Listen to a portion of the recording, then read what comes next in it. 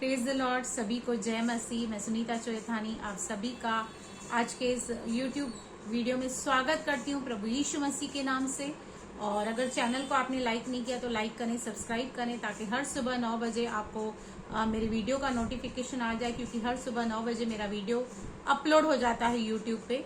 तो आज बहुत ही इंटरेस्टिंग और हम दिलचस्प टॉपिक को समझने और सीखने की कोशिश करेंगे। आज बहुत सारे ऐसे लोग हैं जो मसीह की देह में, मसीह की कलीसिया में बीमार हैं, बहुत अलग अलग बीमारियों से ग्रस्त हैं।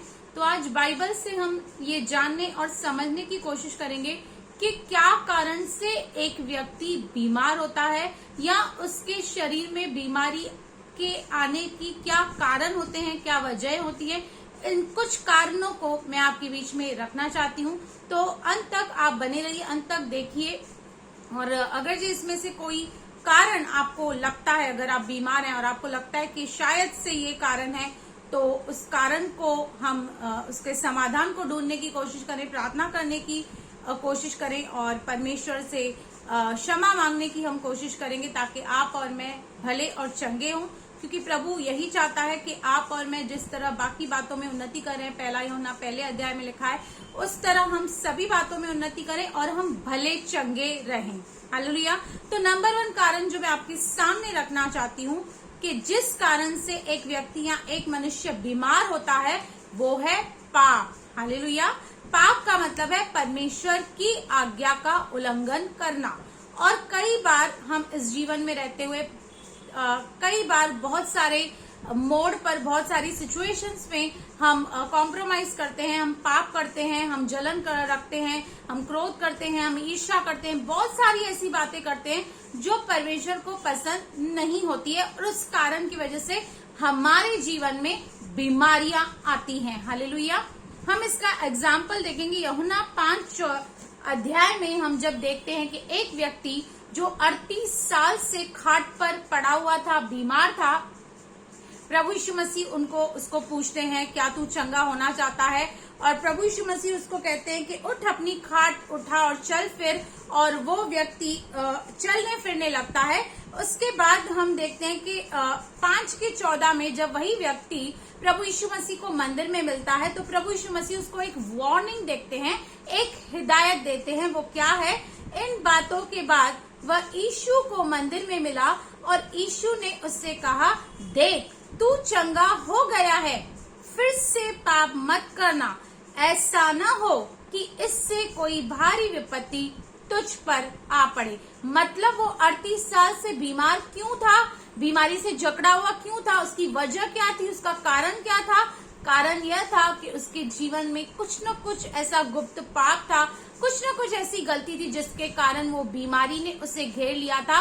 और प्रभु यीशु मसीह उसे वार्निंग दे रहे हैं, कह रहे हैं कि अब फिर से पाप नहीं करना, नहीं तो इससे भारी विपत्ति तुझ पर आएगी। और सेम यही बात हम देखते हैं जब एक स्त्री व्यभिचारिणी जो व्यभिचार में पकड़ी हुई थी, और शास्त्री फरीसी उसको प्रभु यीशु मसीह के पास लाते हैं, और प्रभु उनको कहते हैं कि तुम में से जिसने पाप नहीं किया वो पहला पत्थर उठाए, लेकिन सब चले जाते हैं। तो प्रभु यीशु मसीह भी उससे कहते हैं, जा, तेरे पाप क्षमा हुए, फिर से पाप नहीं करना। इसके लिए हमने नंबर 1 कारण ये देखा कि कई बार पाप करने के कारण हमारे जीवन में बीमारियां आती हैं, कमी घटी आती है, बहुत सारी डिसेबिलिटीज आती हैं। हालेलुया।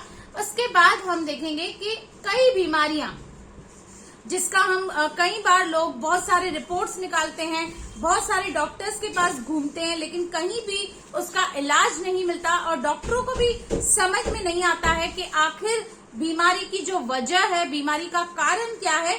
तो बहुत सारी बीमारियां दुष्ट आत्माओं के कारण भी हमारे अंदर आती हैं। हालेलुया।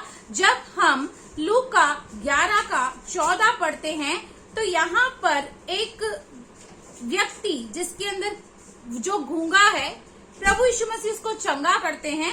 फिर उसने एक गूंगी दुष्ट आत्मा को निकाला। जब दुष्ट आत्मा निकल गई तो गूंगा बोलने लगा और लोगों को अचंभा हुआ। यानी कि जो वो व्यक्ति गूंगा था वो किसके कारण था? क्योंकि दुष्ट आत्मा ने उसे जकड़ के रखा था, दुष्ट आत्मा ने उसे गूंगा करके रखा था। और प्रभु यीशु मसीह जो कि साक्षात परमेश्वर हैं, प्रभु यीशु मसीह को सब पता है कि बीमारी क्यों है, उसका कारण क्या है। वो सर्वज्ञानी और सर्वव्यापी है। इसलिए जैसे ही उस व्यक्ति के अंदर से वो गूंगी दुष्ट आत्मा को डांटता है तो गूंगा तुरंत बोलने लगता है। हालेलुया। तो ये उस सूरत में होता है जब आप पूरी रिपोर्ट्स निकालें, आपकी रिपोर्ट सारी नॉर्मल है, आप गोलियां ले रहे हैं, हर एक चीज कर रहे हैं, ट्रीटमेंट ले रहे हैं, लेकिन आपको कुछ फायदा नहीं पड़ रहा है, तो आपको इस बात का ध्यान रखना है कि हो सकता है कोई ऐसी बात, कोई ऐसी चीज हो जिसके कारण दुष्ट आत्मा ने आपको जकड़ के रखा है। हालेलुया। उसके बाद हम देखते हैं कि तीसरी बात, दुष्ट आत्मा का अटैक।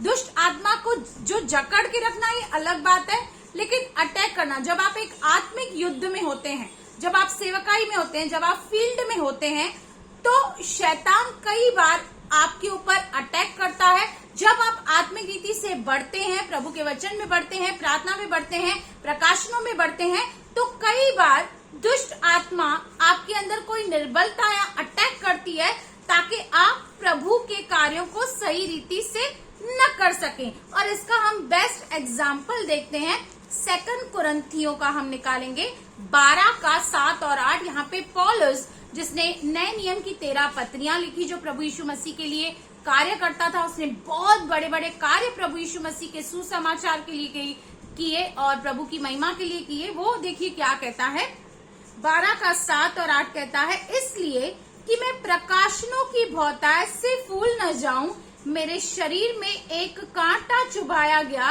अर्थात शैतान का एक दूत कि मुझे घूंसे मारे ताकि मैं फूल न जाऊं। अब यहाँ पर वो खुद ये बात कंफर्म कर रहा है, अफर्म कर रहा है कि मैं प्रकाशनों की, क्योंकि उसको पवित्र आत्मा के द्वारा बहुत सारे प्रकटीकरण, बहुत सारे भेद, रहस्य की बातें प्रभु की आत्मा उसे बताती थी, तो वो कह रहा है कि इन बातों को लेकर मैं फूल न जाऊं, इसलिए शैतान का एक दूत मुझे घूंसे मारता है। और आगे कहता है, पर उसने मुझसे, उसके विषय में उसने 3 बार प्रभु से विनती की, पर प्रभु ने उससे कहा कि मेरा अनुग्रह तेरे लिए बहुत है, क्योंकि मेरी सामर्थ निर्बलता में सिद्ध होती है। और सेम यही सिचुएशन हम पुराने नियम में अय्यूब के भी जीवन में देखते हैं, क्योंकि परमेश्वर खुद इसके विषय गवाही देता है कि अय्यूब मेरा भय रखने वाला, मेरा एक धर्मी दास है। लेकिन हम देखते हैं कि शैतान ने किस रीति से उसके ऊपर अटैक किया, उसके बिजनेस को खत्म किया, बच्चों को खत्म किया, और एंड में उसकी बॉडी में सिर से लेकर पांव के मतलब सिर से लेकर पांव तक फोड़े ही फोड़े आ गए। तो कई चीजें, कई जो बातें होती है, वो दुष्ट आत्मा जब हम पर अटैक करती है वो उसके कारण भी होती है। तो हमें ये समझना है, हमें ये जानना है, हमें ये परखना है, हमें ये डिसर्न करना है कि जो भी हमारे अंदर निर्बलता है या बीमारी है वो किस कारण है। उसके बाद बहुत इम्पोर्टेंट कारण अब मैं आपके बीच में रखना चाहती हूँ कि जब आप और मैं अनुचित रीति से प्रभु भोज लेते हैं या प्रभु की मेज में शामिल होते हैं, तब भी बहुत सारी बीमारियां हमारे जीवन में आ सकती हैं। हम निकालेंगे 1 कुरिन्थियों 11 का 28 से 31 तक, क्योंकि आपको पता है मैं बहुत सारे ऐसे लोगों को देखती हूँ कलीसिया में जो बाकी दिनों में कभी कलीसिया आते नहीं है, कभी फेलोशिप करते नहीं है, पता नहीं वो घर पे प्रार्थना भी करते हैं या बाइबल भी पढ़ते हैं या नहीं, लेकिन प्रभु भोज में कई बार वो देरी से आते हैं, डायरेक्टली बिना प्रार्थना किए प्रभु भोज ले लेते हैं। तो यहाँ पर देखिए प्रभु का वचन हमें क्या हिदायत देता है। 1 कुरिन्थियों 11 का 28 से हम 31 पढ़ेंगे, जो कि कहता है, हालेलुया, इसलिए मनुष्य अपने आप को जांच ले और इसी रीति से इस रोटी में से खाए और इस कटोरे में से पिए, क्योंकि जो खाते पीते समय प्रभु की देह को न पहचाने वह इस खाने और पीने से अपने ऊपर दंड लाता है। अगर जे आपने तैयारी नहीं किया, आपने अपने मन की तैयारी नहीं किया, आपने प्रेयर नहीं किया, आपने पश्चाताप नहीं किया, तो कहीं ना कहीं हम एक अनुचित रीति से भी प्रभु भोज लेते हैं। और यहाँ पर प्रभु का वचन कहता है कि जो कोई खाते पीते समय प्रभु की देह को नहीं जानता, नहीं पहचानता, वह अपनी ऊपर दंड लाता है। इस कारण तुम में से बहुत से निर्बल और रोगी हैं। और वाकई में आज हम देखते हैं कि कलीसिया में, मसीह की देह में बहुत सारे ऐसे लोग हैं जो रोगी हैं, निर्बल हैं, कुछ न कुछ प्रॉब्लम, कुछ न कुछ समस्या बहुत सारे व्यक्तियों को है, और बहुत से सो भी गए, यानी मृत्यु दंड भी मिल सकता है अगर आपने और मैंने सही रीति से प्रभु भोज नहीं लिया। और 31 वचन कहता है, यदि हम अपने आप को जांचते तो दंड न पाते। इसलिए मेरे भाई मेरी बहनों, हमें रोज अपने आप को जांचना है, एनालाइज करना है, परखना है, कहाँ हम गलत जा रहे हैं, क्या हमारे अंदर कमी है, क्या हमारे अंदर गुप्त पाप है, क्या हमारी कमजोरियां हैं, और हमें जांचना है, उसके लिए प्रार्थना करनी है, और अपनी हर एक निर्बलता को हमें प्रभु के आगे रखना है। और जब स्पेशली हम प्रभु भोज लेते हैं तो हमें अपने मन की तैयारी करनी है, हमें अच्छे से प्रार्थना करनी है, सुसमाचार सुनाना है और सही रीति से प्रभु भोज में शामिल होना है, ताकि उसके द्वारा परमेश्वर की सामर्थ हमारे अंदर बहे और न कि कोई दंड हमारे ऊपर आए। हालेलुया। इसके बाद 5वां कारण मैं आपके सामने रखती हूँ कि कई बार जो बीमारियां या तकलीफें या परेशानियां होती हैं वो प्रभु की महिमा के लिए होती है। हालेलुया।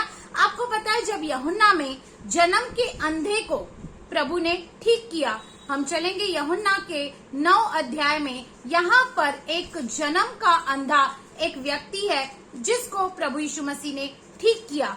अब 9 का हम 2 और 3 पढ़ेंगे।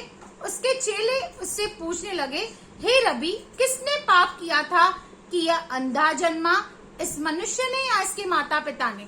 अब ये चेलों को पता था कि पाप के कारण भी बीमारियां या निर्बलताएं हमारे अंदर आती हैं, इसलिए वो प्रभु यीशु मसीह को सवाल करते हैं कि प्रभु, ये जन्म से अंधा क्यों पैदा हुआ है? क्या इसके मम्मी पापा ने यानी कि माता पिता ने पाप किया या इसने पाप किया?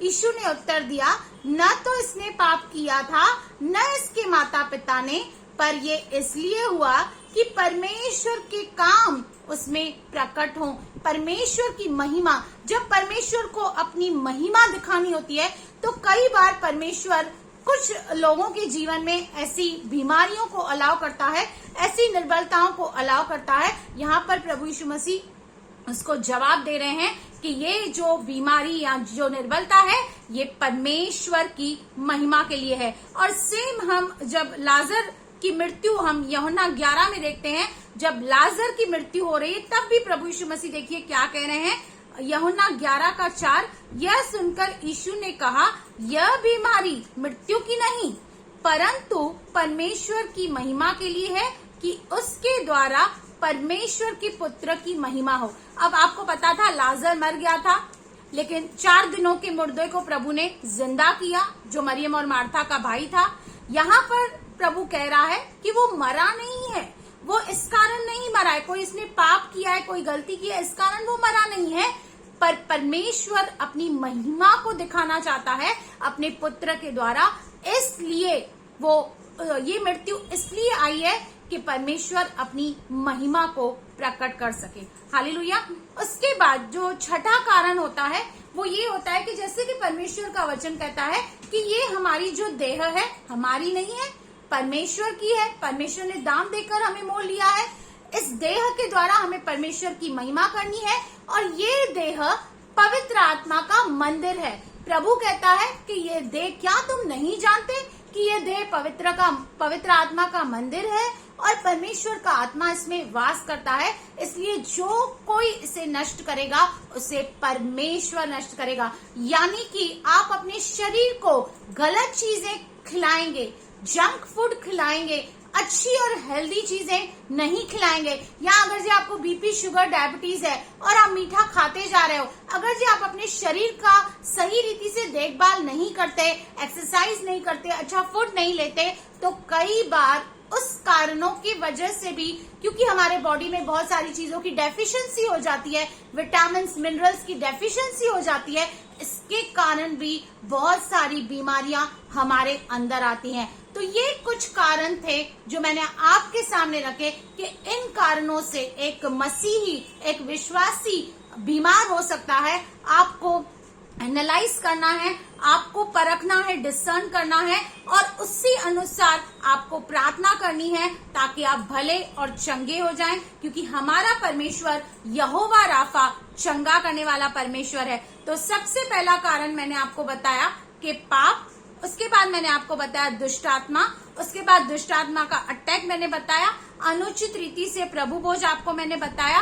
और कुछ बीमारियां प्रभु की महिमा के लिए होती हैं और हमें इस देह को संभालना है, इसका पालन पोषण करना है, अच्छी चीजें इसे खिलानी है ताकि हमारे देह की, जब हमारी देह हेल्दी होगी तो हम परमेश्वर के लिए कार्य कर सकते हैं, हम परमेश्वर के राज्य को बढ़ा सकते हैं। अगर हम खुद बीमार होंगे तो हम कैसे दूसरों की बीमारियों के लिए प्रार्थना करेंगे, हम कैसे प्रभु के कार्य को कर पाएंगे। तो इस वचन के जरिए प्रभु आपको बहुत बहुत आशीष करे। आमेन, आमेन।